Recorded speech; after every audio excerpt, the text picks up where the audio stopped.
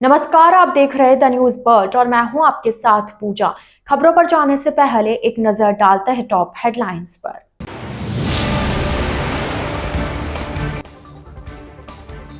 अनीता हत्याकांड की सीबीआई जांच करवाने पर सीएम का जताया आभार।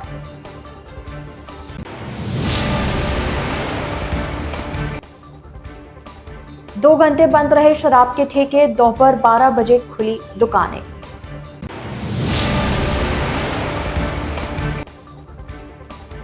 सूर्य सप्तमी पर शोभा यात्रा निकाली, कई स्थानों पर हुआ स्वागत।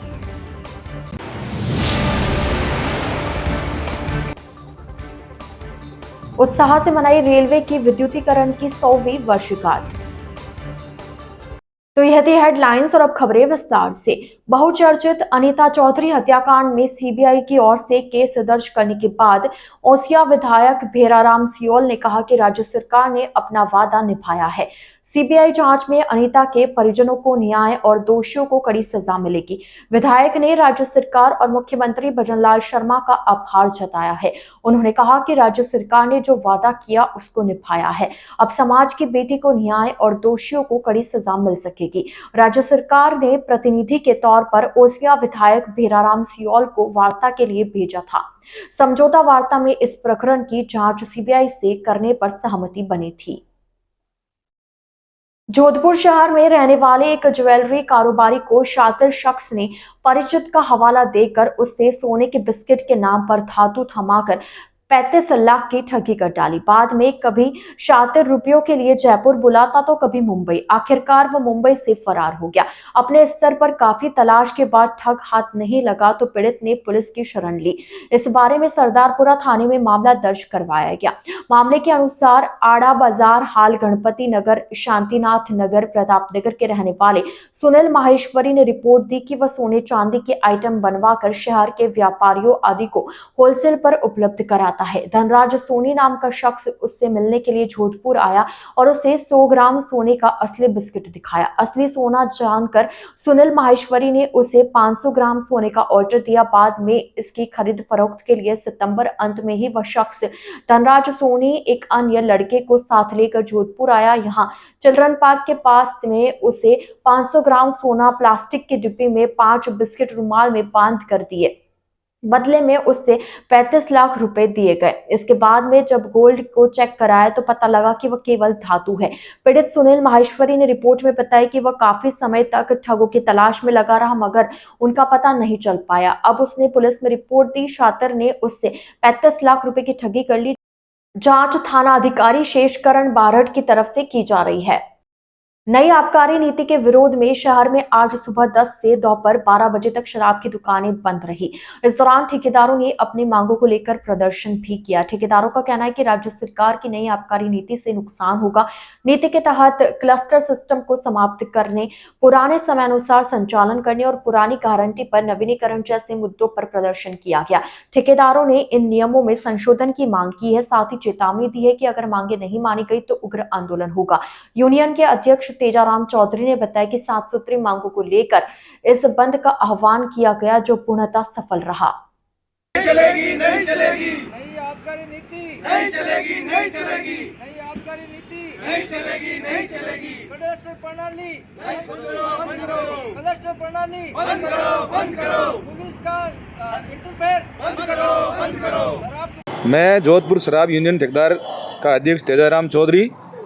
आज हमारी जो सरकार ने जो आबकारी नीति बनाई है उसके खिलाफ पूरे राजस्थान के अंदर शराब की दुकानें सुबह 10 से 12 बजे तक बंद रखी गई, जिसमें जोधपुर में पूरे ज़िले ने, शहर और ग्रामीण पूरे ने पूरा सहयोग किया और दुकानें 2 घंटे के लिए बंद रखी गई।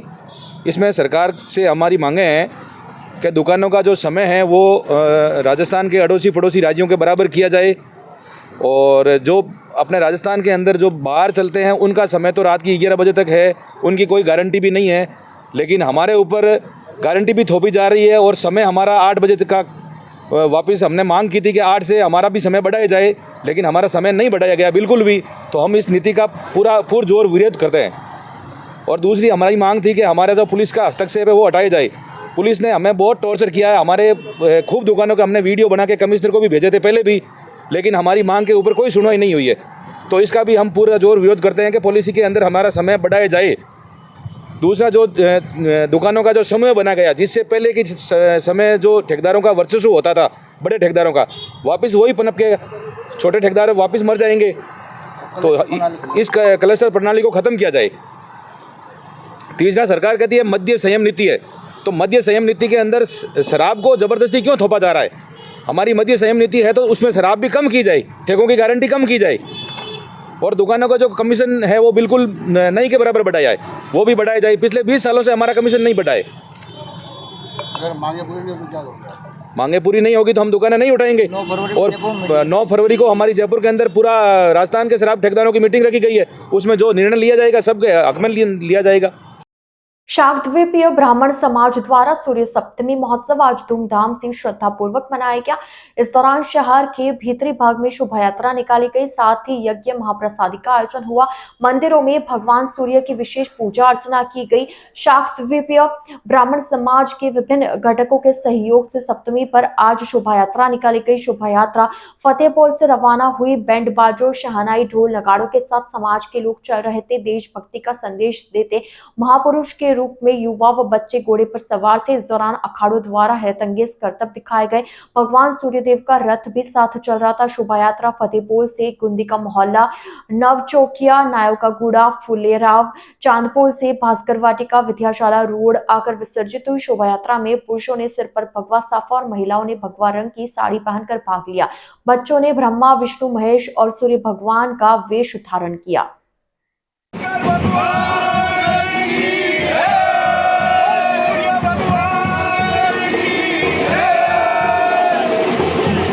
मैं सौरभ शर्मा, 21 युवा समिति भास्कर वाटिका। आज ये हमारा जो सूर्य सप्तमी का पर्व है, ये करीबन जो यज्ञ है वो 130 सालों से चला आ रहा है। और जो ये रेत यात्रा है जो हमारे पिछले काफी सालों से बंद थी, पर युवाओं की एक सोच द्वारा वापस शुरू की गई है, जिसको हमारे 10 साल हो गए हैं। इसमें सभी समाज के हमारे बुजुर्ग लोग, युवा शक्ति और महिला शक्ति का सबसे बड़ा योगदान रहा है। और इस झांकियों में महादेव जी की झांकी, कृष्ण की झांकी और महादेव जी का जो पूरा एक तरह से जो संसार का होता है वो होगा। और इसमें जो जोधपुर का सबसे पुराना है वो पूरी प्रस्तुति देगा हमारे साथ। ये यात्रा फतेहपुर से हमारे होकर नवचौकिया व्यास पार्क होते हुए भास्कर वाटिका पर विसर्जन होगी। हमारा सूर्य सप्तमी का उत्सव है और यहाँ से सवारी निकलती है। इसके साथ महावीर अखाड़ा होकर कई तरह की गैदरिंग होती है और साथ में लेडीज डांस करते हुए चलती है। महादेव जी का भी डांस साथ में है। और यहाँ से चलते हुए हम शेर बाजार से होते हुए चांदपुर की तरफ प्रस्थान करेंगे। हम वहाँ पे हमारा स्वागत होगा और हम अखाड़े के साथ फंक्शन करते करते चलते रहेंगे। द न्यूज बर्ड के इस बुलेटिन में फिलहाल वक्त हो चला एक छोटे से ब्रेक का। ब्रेक के बाद जल्द हाजिर होंगे। आप बने रहिए द न्यूज बर्ड के साथ।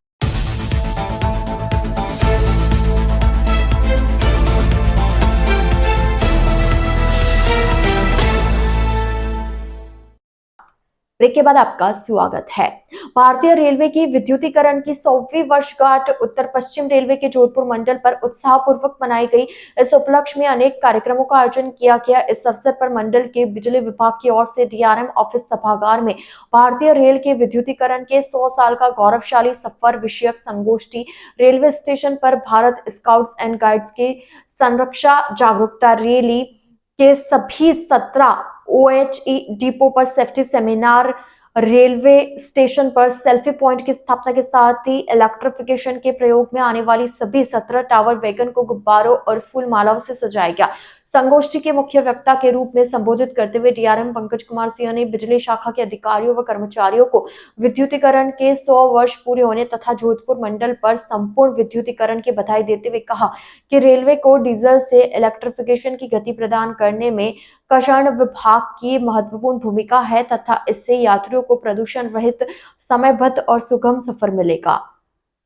सिस्टम टेक्नोलॉजी अगर आता है तो उसको इम्प्लीमेंट करना, अपने रोजमर्रा के कार्यकलाप में उसको सम्मिलित करना एक बहुत बड़ा कार्य होता है, क्योंकि हमारा जो कार्य है वो पैसेंजर सेफ्टी है सबसे पहले, खुद का सेफ्टी है उससे पहले मैं मानता हूँ, और साथ में सर्विस मिले पैसेंजर्स को। तो इन सभी में खड़ा उतरने में हमने सामूहिक रूप से बहुत अच्छा कार्य किया है।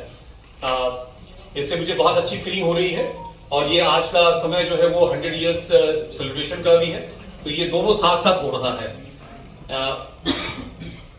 मैं सिर्फ एक चीज ये जिक्र करूंगा कि आखिर इलेक्ट्रिफिकेशन डीजल ट्रेन चलता था और अब इलेक्ट्रिक चल रहा है, तो ये ढेर सारी जो अचीवमेंट्स और उसके रीजन्स है अभी जिक्र किया गया था, एनवायरनमेंट और तमाम टाइप की चीजें, एनर्जी एफिशिएंसी। मेरा सिर्फ उसमें ये है कि अगर ये इलेक्ट्रिक ट्रैक्शन नहीं होता तो शायद हम श्रीनगर नहीं पहुंच पाते ट्रेन से, इंजन से, मेरा ही मानना है। तो उसके लिए आपको बहुत बधाई।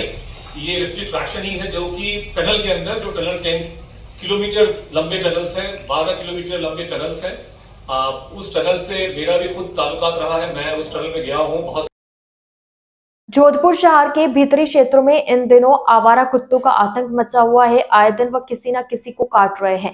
इस बार उन्होंने 2 विदेशी युवतियों पर हमला कर दिया।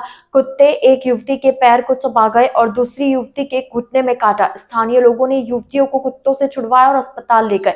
पहली घटना सुबह भीतरी शहर के पचेटिया हिल्स क्षेत्र में हुई। विदेशी युवती घूमने निकली थी, तभी एक कुत्ता युवती पर झपट पड़ा और पैर को जकड़ लिया। उसकी चीख सुनकर स्थानीय लोग दौड़े और कुत्ते को भगाया। मौके पर मौजूद लोग उसे नवचौकिया हॉस्पिटल लेकर गए। तुर्जी का जालरा में घूम रही इजराइल पर्यटक पर कुत्ते ने हमला कर दिया। वह भीतरी इलाके में घूम रही थी, तभी कुत्ते ने घुटने पर काट लिया। युवती की चीख सुनकर स्थानीय लोगों ने उससे बचाया। घटना के बाद युवती का वीडियो भी सामने आया। इसमें दर्द से कराहती युवती नजर आ रही है। जिला विशेष टीम की वांछित इनामी अपराधियों की धरपकड़ की कार्रवाई ऑपरेशन भोकाल के तहत नशाखोरी उन्मूलन व वांछित अपराधियों की धरपकड़ के तहत कार्रवाई करते हुए 10,000 रुपए के वांछित इनामी अभियुक्त तस्कर को गिरफ्तार किया। वांछित अभियुक्त पूनम चंद बिश्नोई एनडीपीएस में मुख्य आरोपी था। उप महानिरीक्षक पुलिस सह जिला पुलिस अधीक्षक जोधपुर ग्रामीण राममूर्ति जोशी ने बताया कि महानिरीक्षक पुलिस जोधपुर रेंज के निर्देशानुसार रेंज भर में चलाए जा रहे मादक पदार्थों के विरुद्ध व वांछित अपराधियों की धरपकड़ के लिए विशेष अभियान के तहत आज जिला जोधपुर ग्रामीण के जिला विशेष टीम द्वारा पुलिस थाना भोपालगढ़ के एनडीपीएस एक्ट के तहत पूनम चंद को जोधपुर शहर से दस्तयाब किया गया। द न्यूज वर्ल्ड के इस बुलेटिन में फिलहाल के लिए इतना ही। आइए चलते चलते एक बार फिर नजर डालते आज की टॉप हेडलाइंस पर।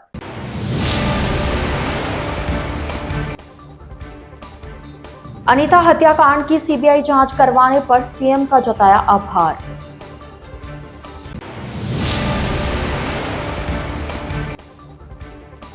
दो घंटे बंद रहे शराब के ठेके, दोपहर 12 बजे खुली दुकानें।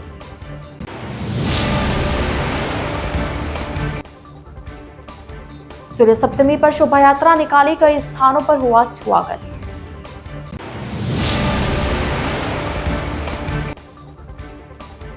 उत्साह से मनाई रेलवे की विद्युतीकरण की 100वीं वर्षगांठ। तो अब दीजिए इजाजत पूजा को और आप इसी तरह बने रहिए द न्यूज वर्ल्ड के साथ। नमस्कार।